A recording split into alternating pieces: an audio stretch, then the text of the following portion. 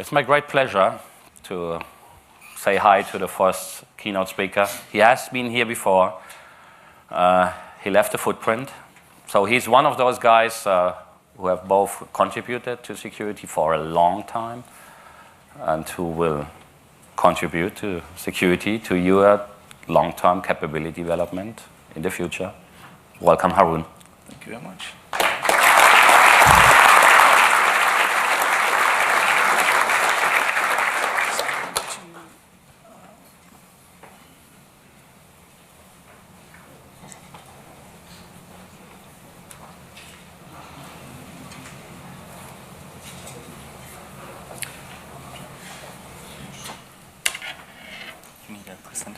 No, it should be good.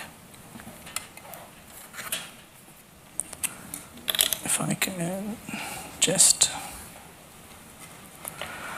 if I can just get water, please, because my throat is hoarse. Hi, good morning, everyone. Thanks for being here so early. Thanks for the nice introduction, Enno. So I'm going to jump right into it because, like most often, thanks, I've got way too many slides, and I'm going to try to get through as much of them as possible. So the first question you should have is, what's with the stupid title? For those of you who've seen it, the stupid title comes from a really nice book by Ben Horowitz called The Hard Thing About Hard Things. Just with a show of hands, have any of you read it? That's interesting. So Ben Horowitz is Mark Andreessen's partner. He's a startup guy, so he's done multiple startups. And the book is really aimed at someone who wants to start a startup. And so he aims it at a hard-hitting, here's what's hard about doing startups. And so I guess the next question should be, well, what the hell does that have to do with security? And it's a bit of a reach. For one thing, it gave me a nice topic title. But Gary McGraw, who was here a few years ago, he's got this podcast show called The Silver Bullet. And recently he interviewed the first CISO who ever existed. And when he asked that guy, what's your one piece of advice for running as a successful CISO? That guy said, you've got to run security as a startup in your organization. You've got to run your marketing department. You've got to run your guys. Essentially, you run your company within the company, and that's the only way you're going to make it work. So I think there's quite a few overlaps. And if for no other reason, I thought this one quote just meant that the overlap was strong. When you're a CISO, when you're a CEO, you don't sleep, you sweat, you throw up a lot. So really quickly, the plan for this talk, like most keynotes, I'm going to rip off tweets from famous tweeters, and then I'm going to rip off smart quotes from older, smarter guys. If we go a little bit back, way back in 2011, we put out a blog post that basically, without being too dramatic, called it our upcoming information security apocalypse. Okay, and basically our premise was that when InfoSec started 20 years ago, we kept saying we had no budget, nobody takes us seriously.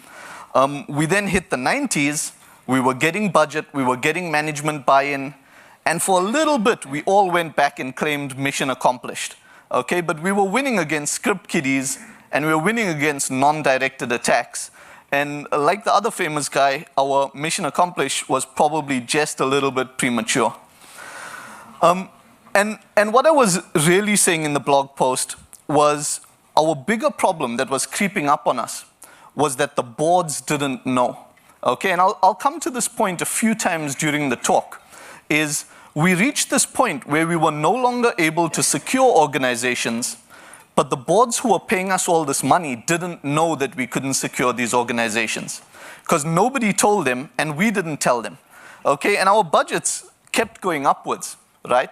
In the early 90s, we were lucky if we got to go to one conference. Now guys are doing conference circuits. Okay, there's a whole bunch of money pumped into it, but kind of conveniently, kind of like in the great market crash, no one has told the people who are footing the bill yet that actually we all just hoping that the stuff doesn't hit on our watch. And yeah, so a little later in 2013, we wrote another post where we essentially said that, look, one of the problems is that some of these things are hard problems. Like, we don't know how to deal with some of these problems. We don't know how to write, with all respect to Dr. Brattis, we don't know how to write large applications in a secure way yet. We don't know how to secure large organizations reasonably yet. For almost any security question that's asked, like, the honest answer is, it's complicated. But by the time you say it's complicated to some people, someone else has slid in and sold them a box with blinking lights. and when you say this, you get a whole crew of people who say, but at least we're doing something. And kind of what we were saying was that, no, doing something isn't necessarily better. That sometimes you're actually running in the wrong direction, and you're actually going to make things a whole lot worse. And of course, with all of these blog posts and with all of these sorts of talks, we were obviously super popular. And like, there was one guy who kept on hammering on me, like, consistently. I actually had to unfriend him on a few things. And one of his things was like, if it's all so broken, why don't you just leave? Why don't you become a truck driver? And I think what the guy didn't get was criticizing it doesn't mean that we think everyone's evil. We're just trying to find a better way. And one of the quotes that I really like for this was from Admiral Stockdale, which says, you should never confuse the faith that you will prevail in the end with the reality of your current situation. So saying that right now we're in deep, deep trouble doesn't mean we're giving up hope, but it is the point that we need to start from. We need to start from the point that says things are looking pretty bleak.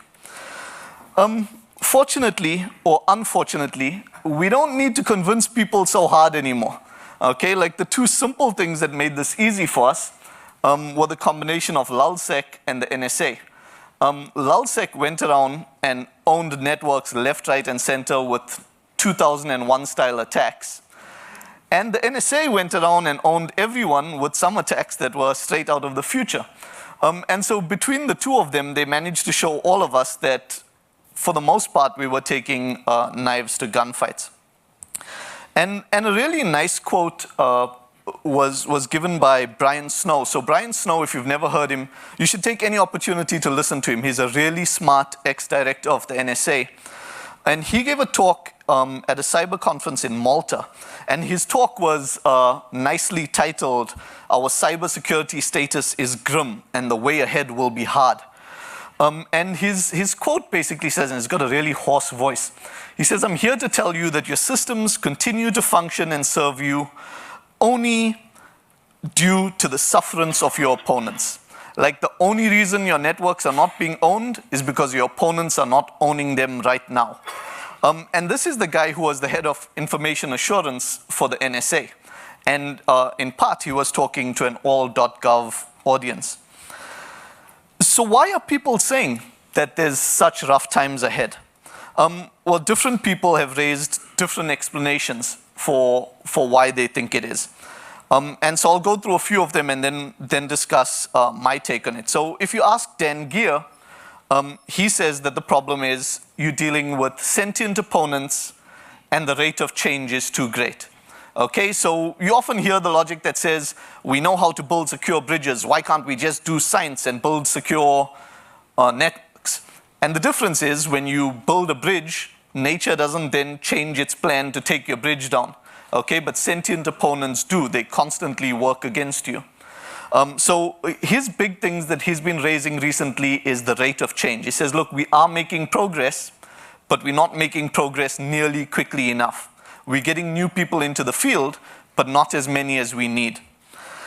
And Gary McGraw, like I said, he keynoted here a few years back. If you ask him what the problem is, he'll tell you that the problem is that everybody focuses on the bug parade and nobody's actually focusing on secure engineering, which is pretty self-explanatory. And if you ask Richard Baitlick, he'll tell you that the problem is China. Okay.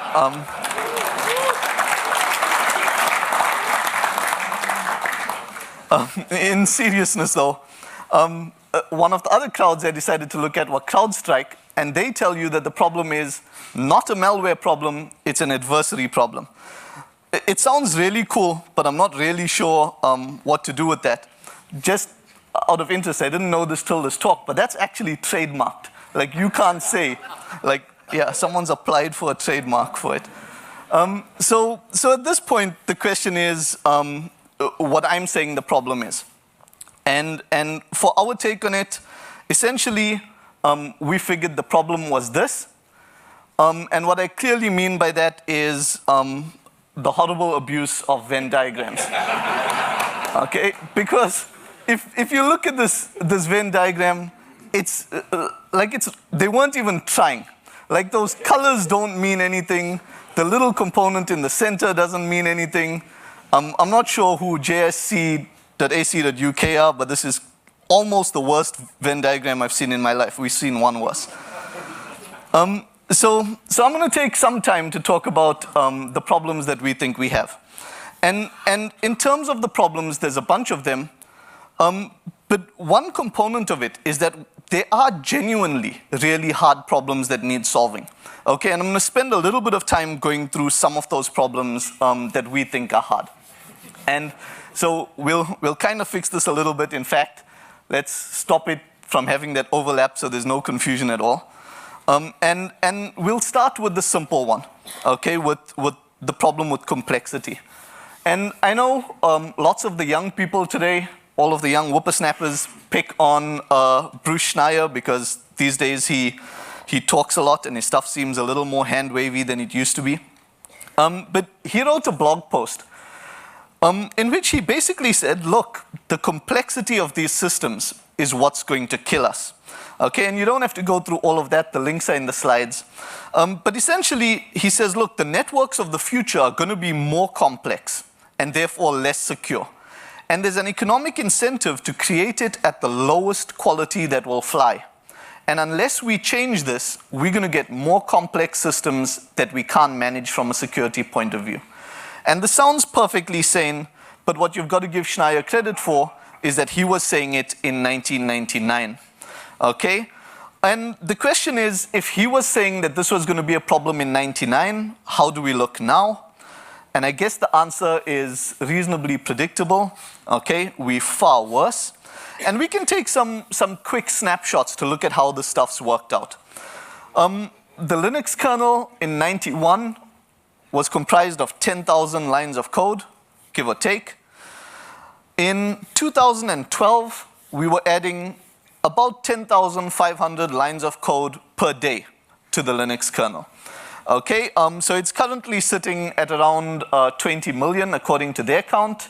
Counts vary. And that stuff, if you go and look at Chrome, your web browser, sitting somewhere at around 15 million lines of code. Okay, which essentially means that the next time you browse a website, you're hitting so many thousands of code paths between your desktop OS, the kernel, just to be able to browse that site. And we're not even talking about Windows doing font handling in the kernel or anything like that. Your attack surface is so great just for doing simple things that it's really way beyond any reasonable amount of control. And then the problem gets a whole lot worse. So a guy called Jeroen Domberg at Sprite Mods did a really interesting post a little while back where he started looking at his old hard drives. Okay, so he pulled out these hard drives and started looking at them. And what he found was on most modern hard drives, you've got 3 fairly functioning CPU cores. Okay, and so on his hard drive, he then loaded Linux. Okay, so we're not talking about he installed Linux on his hard drive. I'm saying he ran Linux on the processor on his hard drive. Okay, and that should give you pause to think about what's going on here. Okay, because more and more, your machine is no longer a processor, it's multiple microprocessors. And you don't even know how many of them are in your machine anymore. And, take a message. And if we take a quick look, also last year, I think, the guys from Panic, not security guys at all, iOS developers, were having problems with their Lightning digital AV cable, and they weren't getting the resolution they expected. So they took a hacksaw to it and interestingly found that those things are running an ARM system on a chip also with 2 gigs of RAM. Okay, so literally your video adapter is now a computer. Okay, and just to take it one stage worse, you have Bunny and Zobs. They did their CCC talk in 2013, and they started taking a look at these micro SD cards. And they did a really interesting talk that you should go check out. But essentially, they found that even these micro SD cards have tiny ARM processors on it. And these tiny ARM processors are sometimes giving you 100 megahertz CPUs, performance levels. And these things are being added for 30 US cents on each of these SD cards. But essentially, so their talk was awesome. They basically end up man-in-the-middling the processors on those SD cards. So those little pieces of plastic that if you were like me, you didn't even know was a computer, was actually subverted by Bunny and Zobs. Okay, so at this point, if nothing else, it allows us to steal a quote from the Horowitz book, which says, "You've dropped into the abyss and you might never get out." Okay, but like most things, if you're talking about interdependency and the problems that we have with interdependency, you're kind of going to bump into the fact that FX has said smart things about it first. Okay, so FX and Gaken released a paper called Back to Basics, in which they basically spoke about the danger that we have with composite systems. And the quote down there is really the money shot, where he says, in a composite system, there is no critical gate. Everything is a gate.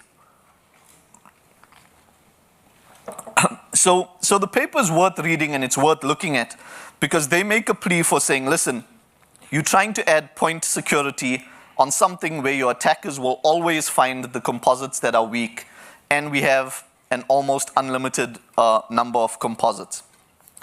Helva gave a keynote at some point called Johnny Can't Tell If He's Compromised, and he essentially listed 7 things where he said, look, if we could do these 7 things, we could tell if we were compromised or we could tell how owned we were. And fairly predictably, with our current computing set, we can do none of them. Okay, so we can't verify our bootloaders, we can't verify signed code. Essentially, the machines as we have them now, we're unable to tell if we were compromised and we can't go back to a pristine state. And so Helva's conclusion at that point was, given the current machines, we're in deep, deep trouble. Okay, so if my number 1 complaint was complexity, number 2 that I'm going to bring up then is the state of software. Okay, because in truth, we are provably bad at writing secure software. Okay, and when I say provably, I'm going to take a few examples that hopefully make my case. So for those of you who were around in '99, you'll remember that the Melissa worm and the Love You worm went around, and then Nimda went around, and all of us used this in our presentations, thanks to the guys from Qaeda. But 2001 was really Microsoft's horrible year for security. 2001, 2002, they were hammered to hell. And an interesting thing happened. In December 2001, Michael Howard and David LeBlanc pushed out writing secure code. And they managed to convince Bill Gates that this was a serious problem. And Bill Gates is not a dummy. And he put out his trustworthy computing memo. And if you've never seen the memo, he basically said to Microsoft, listen, I don't often do this, but when I do it, it's big. And I'm saying if we don't fix our stuff, people are not going to use us.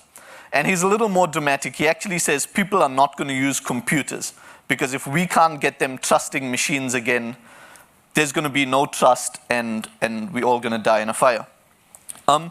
And so the question that we've got to ask then is, did things reasonably change? And I guess the honest answer is, in lots of ways, Microsoft today is much better than the Microsoft that was. You can see it at conferences. In 2001, if you went to a Black Hat, all the guys who were there from Microsoft hid their badges. And Microsoft went from hiding at Black Hat to speaking at Black Hat, to running their own version of Black Hat called Blue Hat.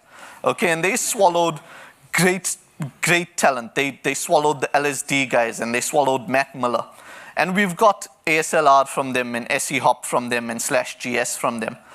But what's interesting is, if you take a look at the Feb patch update that went out in 2015, and I saved a local copy here just because of how horrible it actually was. Let's see if we can quickly go to it. We'll risk it.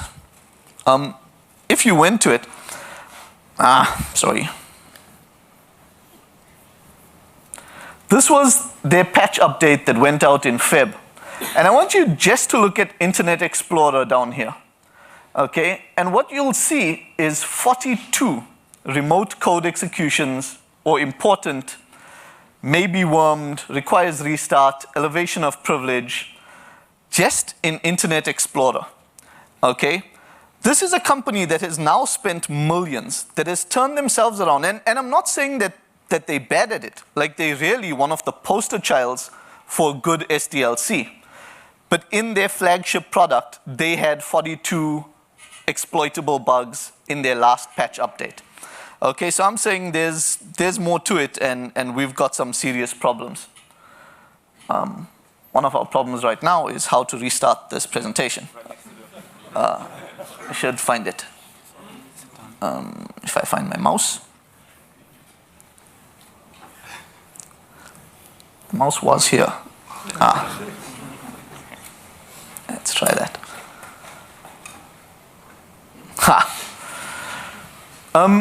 So the good news, I guess, is Linus law, right? Because if Microsoft's doing badly at it, open source will save us. Okay, and I guess this phrase has got enough of a hammering, and I guess the open source can save us stuff is going to get solved with just one slide. And I'll talk a little bit more about OpenSSL in a little bit. And one of the bugs that were interesting for me was ShellShocked. Okay, not just because someone in the audience was the one who actually gave it its name, but what was interesting to me about ShellShocked was that even boxes that I had long kind of left as in a secure state were vulnerable, because suddenly I had procmail filters that were pulling in that were going to be reading bash and were going to be vulnerable if they were attacked. And it's almost the perfect example of a whole bunch of composite systems where something was going to own you that you probably forgot about a long time ago. And one of the things that's interesting is that even companies who really have every incentive to do security right still manage to do it wrong when it comes to software. So I'm not sure how many of you have seen the whole black phone thing. You can pick your headline with the most hyperbole. It's an NSA-free secret storing black box. It's the world's most secure Android phone. I guess that's a low bar. Ultra secure smartphone made for secret agents. Okay, and probably the one slide that fixes that. For those of you who don't know, that's Mark Dowd. So Mark Dowd is a crazy talented code auditor. But what's interesting is that Mark Dowd, so he released a remotely exploitable bug while he was playing with his phone. So he didn't even officially do this audit for Black Phone. And Mark Dowd's clearly a genius. If you use Mark Dowd as your bar for, oh, they were exploitable, then you're setting that bar really high. But what is interesting to me is, if I told you I was putting out a secure phone, how many attack avenues do you think I'd have on this phone? There's the baseband, there's SMSs, there's just a handful of places where input comes into that device. And the super secure NSA-proof phone was takeable by sending them an SMS. Okay? And these are guys who are funded, they're not idiots. The guy invented PGP, and they couldn't do that right. Okay, and others in the security community haven't done much better. Taviso from Google took aim at Sophos at some point. He ended up saying installing Sophos exposes machines to considerable risk. To show you that it's not just Sophos, Joxin Corrette took a look at Komodo. He figured that it took them longer to install than to actually find the bugs in Komodo. At some point, Veracode actually released a graph that compared different software verticals. And security companies came second only to the CMS guys for how badly security software fared. Okay, so only 30% of the code supplied by security companies passed on first submission. Okay, which prompted FX to say that just on the basis of things, you're better off protecting your network with Microsoft Word than with a checkpoint firewall.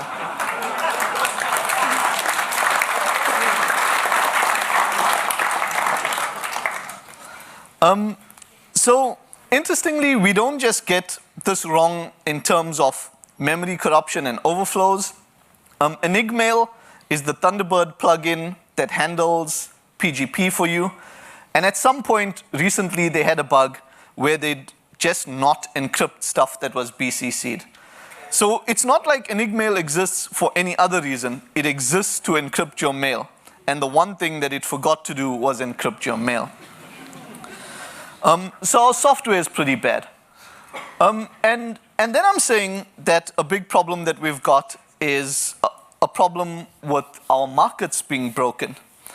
And one of the biggest contributions that I think security can actually make to the world in our current state is that we give them a number of examples of almost perfect market failure. Okay, we've got some really, really almost perfect examples of it. We've got tools that everyone says doesn't work that dominate the industry.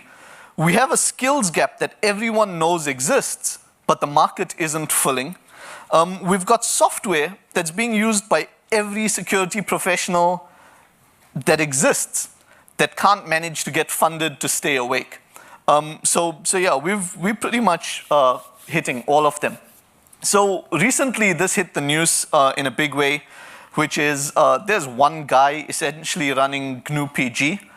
And what's interesting is that GNU-PG isn't just used by us, right? It's used by every vendor of every Linux distribution that there is because they're signing their patches with GPG. And essentially, Werner was making $25,000 per year for the 10 years that he's been working on GPG. And if you compare, I went looking, this is I forget its actual official name, this is an icebox that went on Kickstarter because it would like crush your drinks and play music for you.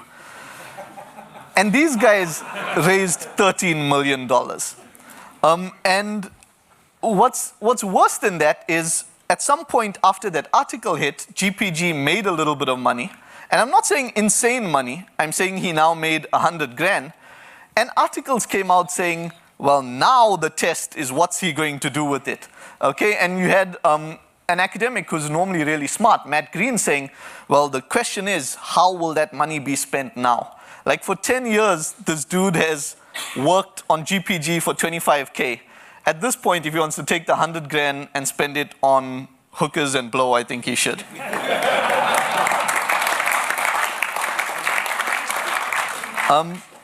So just to rub it in, this guy on Kickstarter managed to raise $55,000 to make potato salad. Yeah. But at least with potato salad, you know what you're getting. One of the big problems that we bump into is the asymmetry of information. And this leads to a pretty classic market failure. So at some point, I did a talk on why I think pen testing doesn't solve the problem anymore. And I used the example of the market for lemons. If you guys haven't seen it by now, there's a paper from the 70s, an economics paper, that talks about, essentially you have this market where you either have lemons or really nice cars that could be bought. Because the buyer doesn't know which they are, the buyer lowers his expectations and prepares to pay for lemons, expecting it to be lemons. As a result, most people with good goods take them out, and at some point, the market is dominated just by lemons. And it's a pretty classic market failure And I'm saying in InfoSec, we bump into this all the time. Because buyers can't tell what's a good product and what's a bad product, they lower their expectation to bad products, and good products get driven out of the market. So there's a number of examples of this. I'll whiz through a couple. I'm not sure if you guys have used the secure messenger Telegram. At some point, they took a lot of flack because they put up their code and then, or they didn't put up their code. They put up Telegram and said, we are secure, like you should use us. And then they did almost the perfectly classically wrong thing when trying to prove their crypto was sound. They held a contest. Okay, and famously, Schneier has cited it, and Moxie wrote a teardown of it on why contests are not a good way to test crypto. Okay, but the thing that I found interesting here was at almost the same time, Telegram Messenger had 5 million downloads. I think that week they had 6 million downloads. And at the same time, what you really can't see is Moxie's TechSecure had between 100,000 and 500,000 installs globally. Okay, so here you have a guy who did all of his crypto in the open, published everything, all of the stuff was open source, couldn't get to 1 million, and the other guys hit 6 million in a week. And in part, it's just because we don't know any better. There's a few examples of it. So I'm not sure if you guys saw the big fuss about the Aviator browser. So the guys at White Hat released a browser called Aviator. Again, toned down headlines, the most secure web browser, secure private web browser. And at some point, guys actually took a look at the code. Again, Taviso took a look at it. He spent a few moments on it and essentially found the web browser basically did a backtick on stuff that you passed it. So you could pass it a please execute calc, and it would pop a calc for you. But what's the most interesting about that is, how many of you guys recognize the name Justin Shu? So there's a few, and I'm guessing those are the guys who've read The Art of Security Assessment, Software Security Assessment. So he's also a code auditing legend. And then he wrote this piece. And something that's interesting here is he talks about the Chrome team, and he says Chrome security has 30 full-time members. Okay, and then he says Chrome privacy has another dozen or so. But what's interesting is that if you go back to this headline, there's just no way for you to tell the difference between those two. Okay, from the outside, you really can't tell. That's calc popping. The same thing kind of happens. It's something I bring up often. The guys at GR Security, Spender, has led almost every security innovation that's come out for operating systems for at least the last 15 years. And in a year, Spender makes almost nothing. He's certainly not making as much as what one of those intelligence feed companies currently charge for intelligence feeds, which are dubious at best, okay? And somehow the market can't distinguish, because if you went to your company and said, I wanted to pay Spender for GR Security, it's just not the same as being able to say, I want to pay CrowdStrike for their threat intelligence feed on Roving Panda or something like that. Okay, and that kind of brings us to the fact that incentives in the industry are pretty messed up. And they're a big reason for lots of our market failures, okay? Because you see these horribly mixed incentives popping up all the time. In development, Halvar pointed out that, look, managers get paid for shipping code. By the time you actually figure out that their code was bad, they've taken their bonuses and left.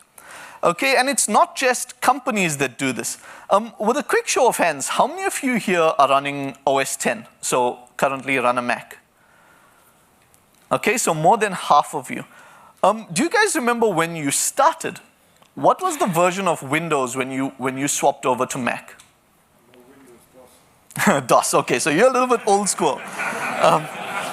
So what's interesting is, around the time that OS 10 got popular again was when Microsoft had just shipped Vista.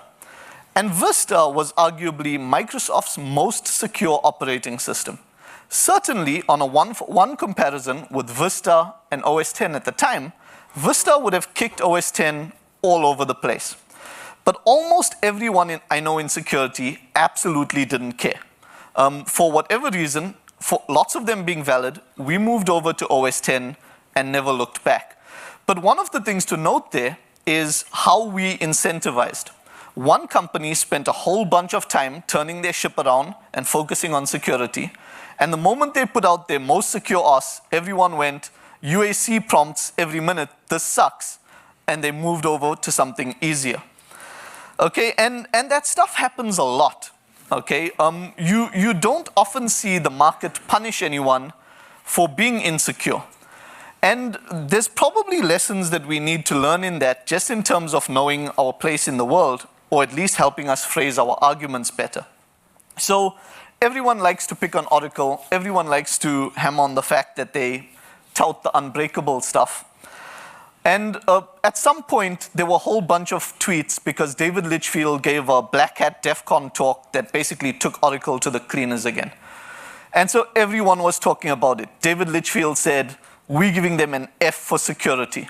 Okay, and really smart guys like Ivan from Core were all saying Oracle's consistently bad. And Veracode wrote a thing saying, these guys consistently don't get it. And at exactly the same time that we were all saying how much they sucked, there was this tweet that said, one of the best comebacks in tech history. Okay, and what you should see on that graph is the fact that Oracle's been completely ownable has made no difference to Oracle, the stock. Okay, and interestingly, this question of how much share prices are affected by security and security breaches does come up periodically. So Bew Woods took the previous guy's work and put it into a live spreadsheet so you can see this at any given time. And what he's looking at is all of the famous breaches down on the left and what their current stock prices look like on the right. Okay, and there's no visible dip at all. Now people will go and tell you that there's reasons for this and you need to look at other things. But one of the things to consider is our InfoSec folks are still throwing out the line that somehow your share price is affected by security. And if we keep saying that, we're just going to look stupid. Because even people like the Washington Post have figured out that that's just not true. Okay, and the stuff's been more and more true recently. Any of you remember the snappening?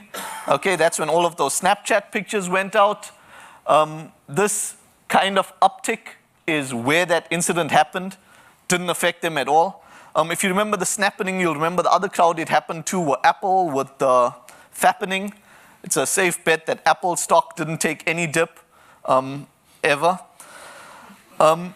So really quickly, I want to touch on another problem that we've got, which is one of organizations. Increasingly, the Seesaw Role is ridiculously complex.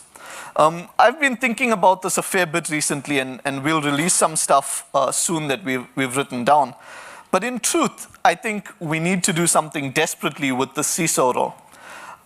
Looking at the Seesaw Role today, I don't think a single person can manage it like we used to expect them to.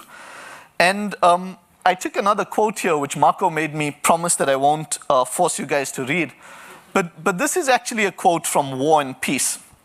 Okay, and in War and Peace, the guy basically, the author basically goes through a section that says, everyone looks at an attack after a general has lost, and then has reasons and says, like, why didn't that general move his troops? He says, and the answer is because you seeing that incident with a start and an end. But that general was engaged over years. And the day that he had to make that decision, he also had to make 100 other decisions. And so the decision just didn't look the same to that general in that incident. And this is kind of what happens with every breach that happens. So Target gets breached and all of us go, oh, why weren't they doing this? And someone else gets breached and we say, oh, no two-factor auth. And we all act like we're running that at our organizations or we're pushing that at our clients. And lots of the time, we just aren't.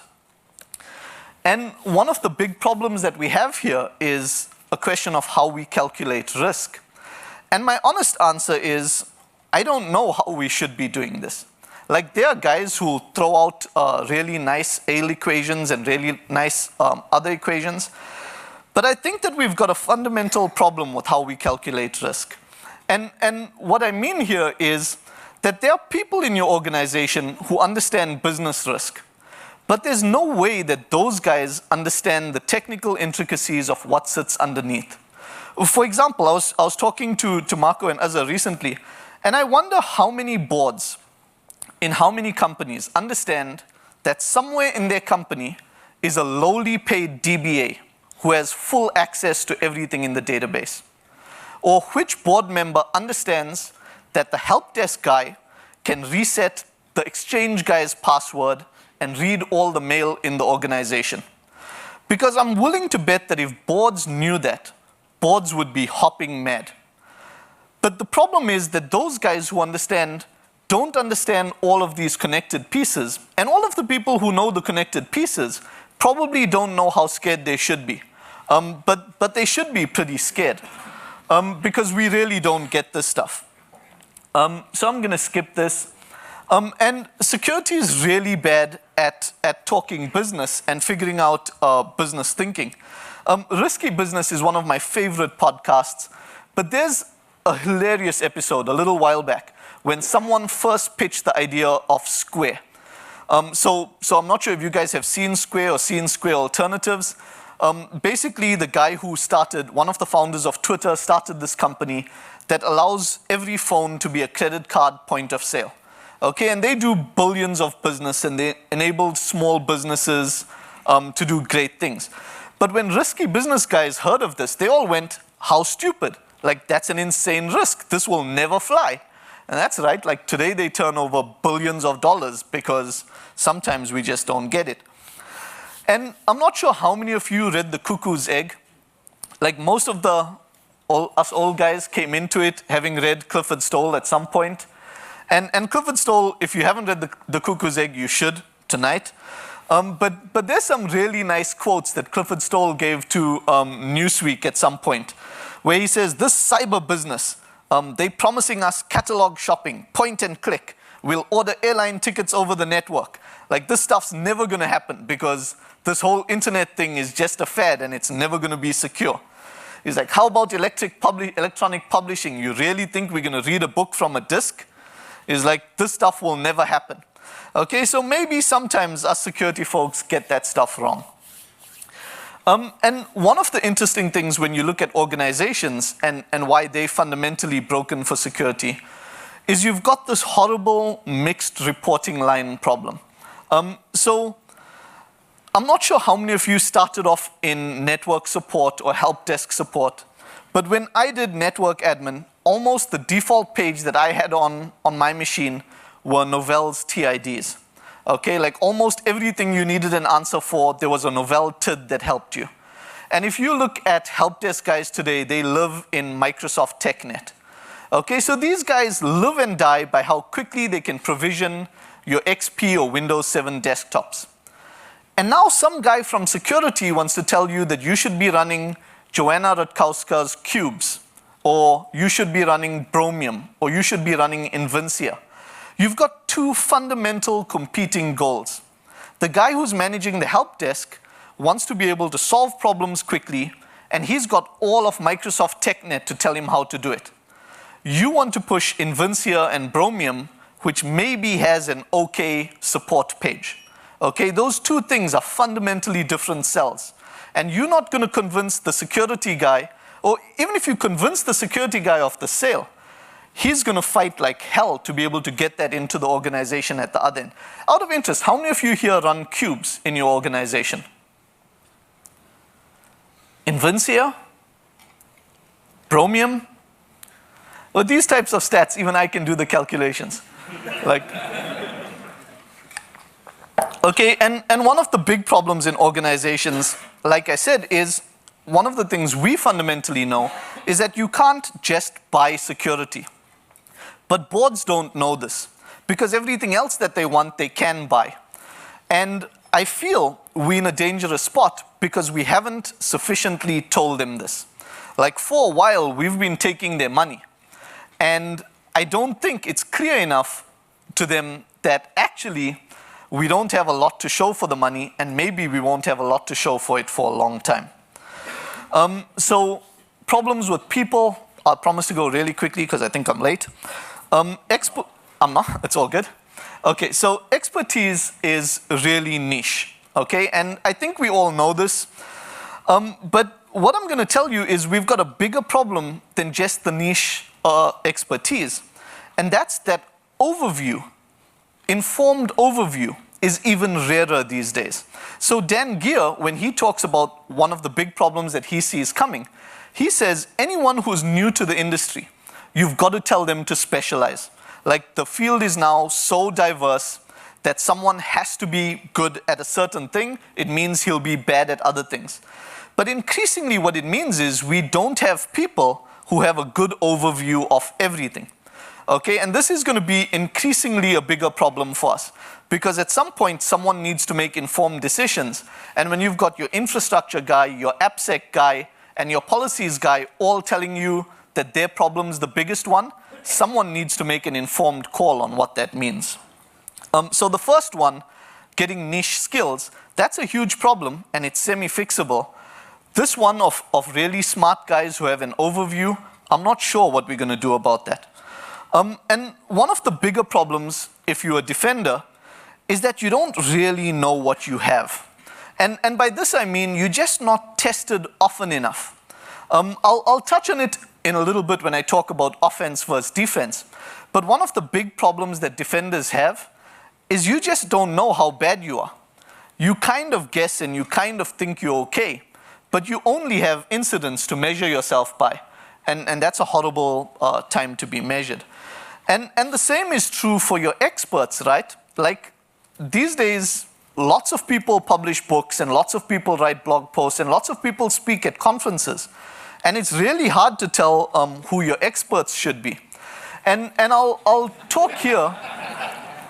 I'll talk here again about OpenSSL because I want you guys to look at something. So currently there's a whole bunch of OpenSSL sucks, OpenSSL sucks, OpenSSL is written by monkeys. But I want you guys to notice something here. Do all of you see how all of this calling out happened post-Heartbleed? Okay? Because I can tell you that before Heartbleed, we would tell people GPG for data at rest, SSL for data in transit. Okay? That was almost gospel. Like you just say it to someone. Someone says they're doing crypto and you say SSL for data in transit, GPG for data at rest. But suddenly, all these experts are telling you how horrible it is. And if you were an organization, you should be going back to your experts going, what gives? Like, we pay you guys to actually tell us about that stuff before it bites us in the tail. So again, I was talking about Justin Shu earlier. And what I'm doing here is just saying that there's really poor metrics for who you should listen to.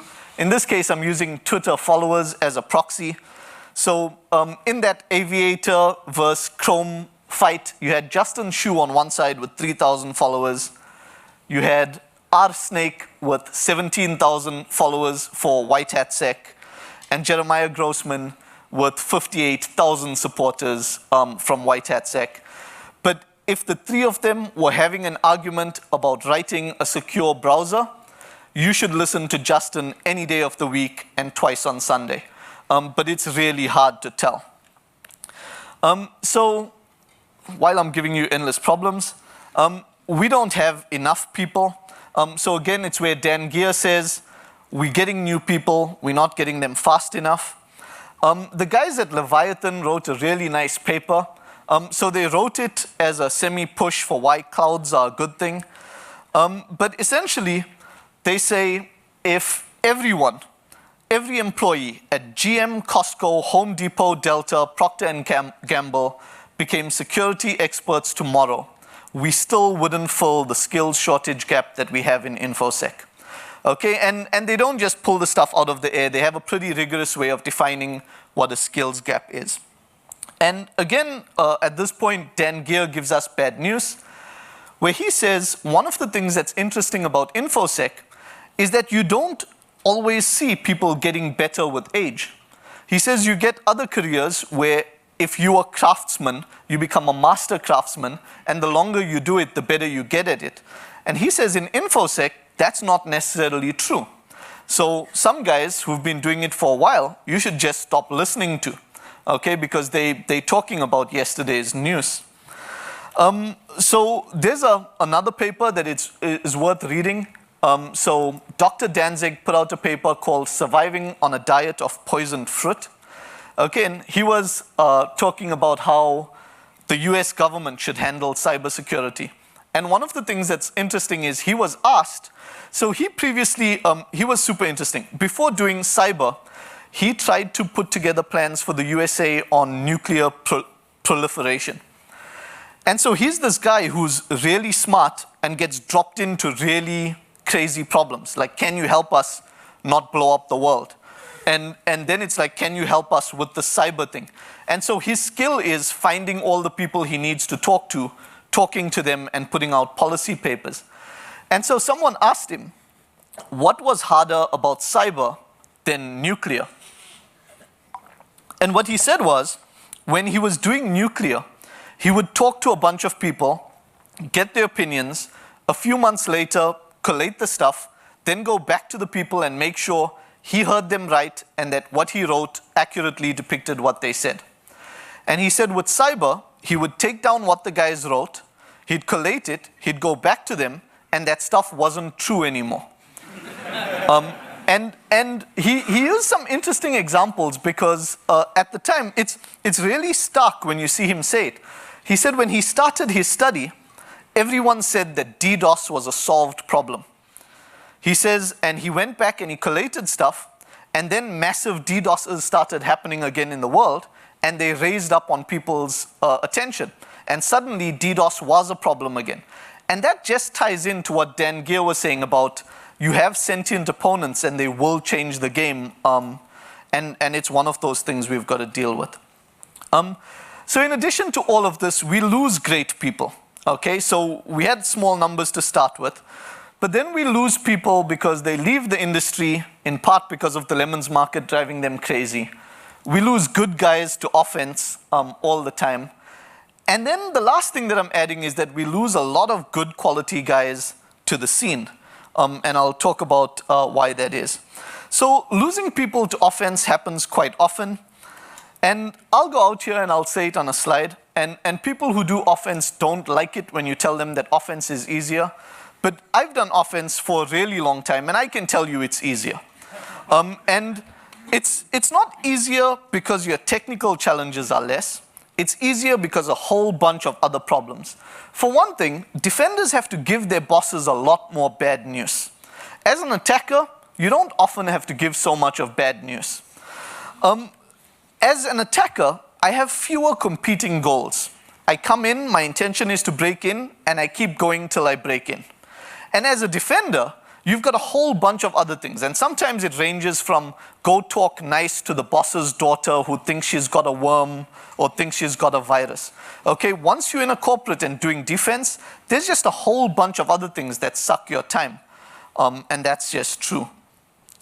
And so there, I want to talk quickly about our scene. And there's an interesting thing that you've got to question here. If you take a look at all of the talks that we've been giving at conferences for years, all of the Black Hat talks, at some point you've got to ask the question, whose problems have we been solving in those talks? And Jacob Torrey, who's a speaker here, has done a really nice blog post with in a similar vein. But essentially, if you look at all of the talks that we've done, you'll find that lots of them were heavily offense slanted. And besides being offense slanted, they were offense of a type that were only useful to other pen testers and possibly the intelligence community. Okay? And clearly they've shown us that they have skills, but they've also shown us that they've taken a lot from those talks. Okay, and so what we had is this huge problems, huge things that needed solving with defending, and all our smart guys were spending all our time building better attack tools for the guys that were doing attacking.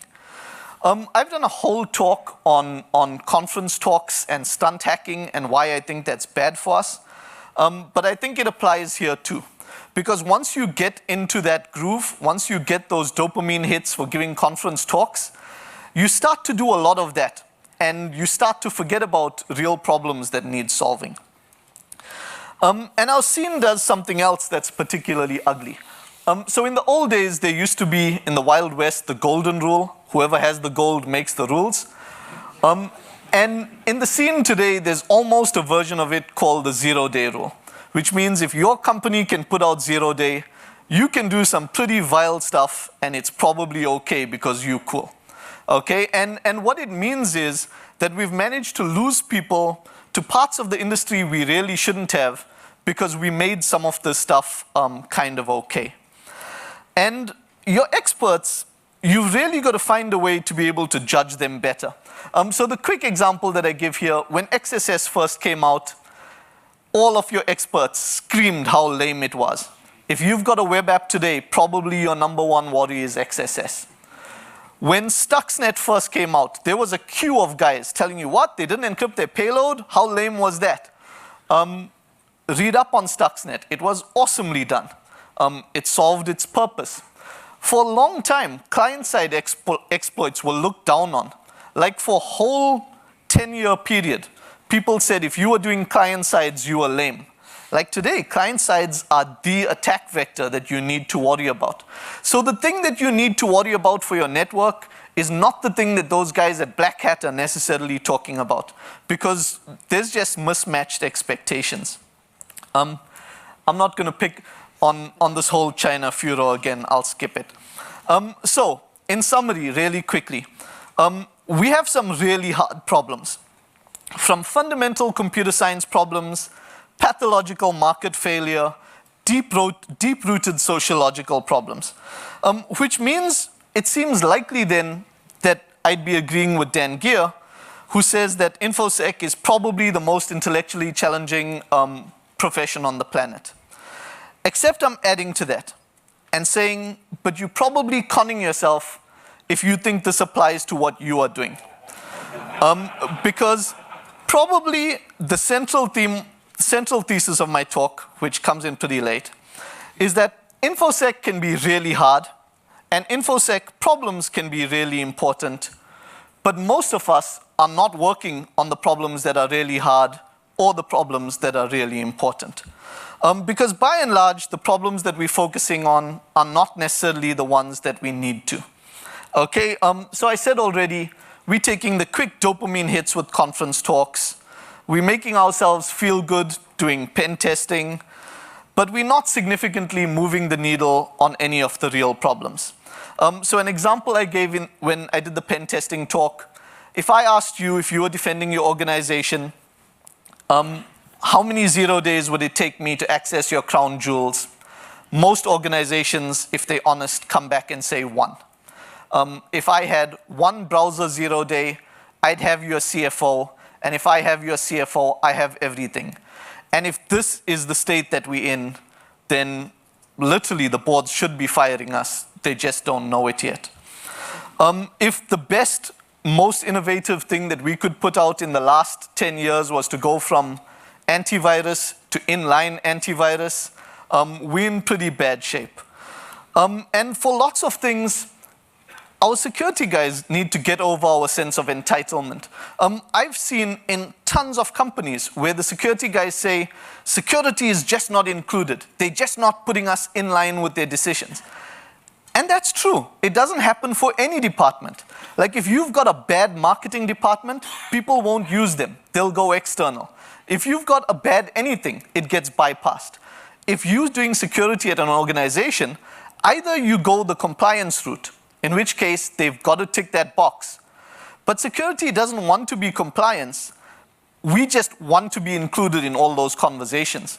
And the simple fact is, if you're not adding value, you're just not going to be included in those conversations. You've got to find a way to add that value.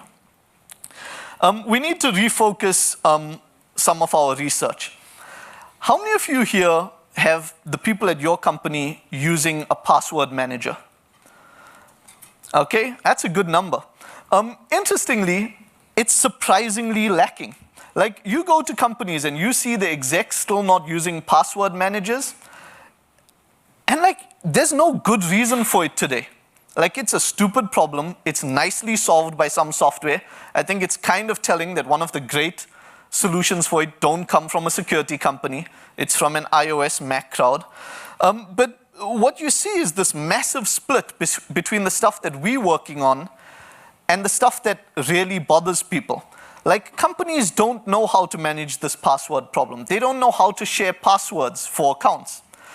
People don't know how to handle the local admin problem. And instead, we're doing papers on how to find DCOM on a machine. Okay, now this is good research and it's awesome stuff. But it leaves us with this massive but also beautiful gap in the market.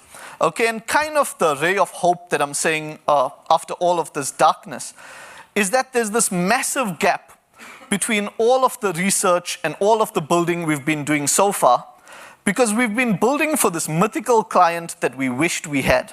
Okay, this client who really needs to know whether they've got a DCOM rootkit on their one machine in the server room.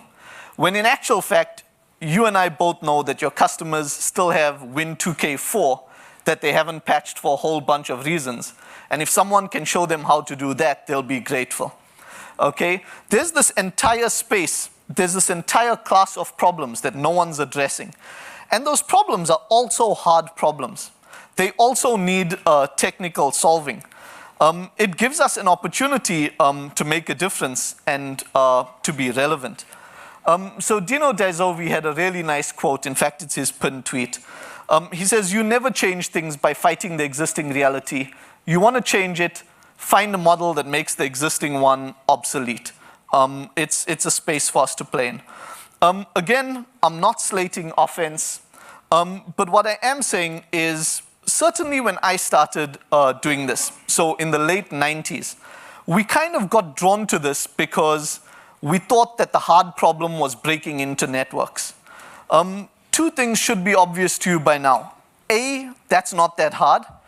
And B, to steal a quote from the Gruck, hackers are not the apex predators anymore. When you're the NSA and you've got a global passive listening post on every piece of wire crossing the water, you've got capabilities to do attacking that most ordinary attackers don't have anymore. So if you want to be the cool kid, either you're hacking for the NSA or you're just not that cool doing offense anymore. Where there is coolness is finding ways to do defense on a reasonable budget. In addition to this, our future is currently being decided by a whole bunch of stuff that's out of our control. Okay, you've got guys deciding, on the one hand, you've got guys who sell 0-day for a living talking about, let us sell anything. On the other hand, you've got activists saying, don't sell software to random countries. And both of those are dangerous positions. And both of those need sane people having those discussions. So in conclusion, we're at an inflection point. Simultaneously, we face a crisis of relevance and a crisis of confidence. We've got really hard problems that need solving. Our best and brightest shouldn't be spending their time just distracting the rest of the guys. For the most part, for all of the guys in this room, we need you to show up and choose a side. There's hard problems that need solving. You should throw your hat in the ring, actually take a stab at it. There's good stuff to be done. It might as well be you that does it. And I think that's about all I've got time for. Not sure if we've got time for questions.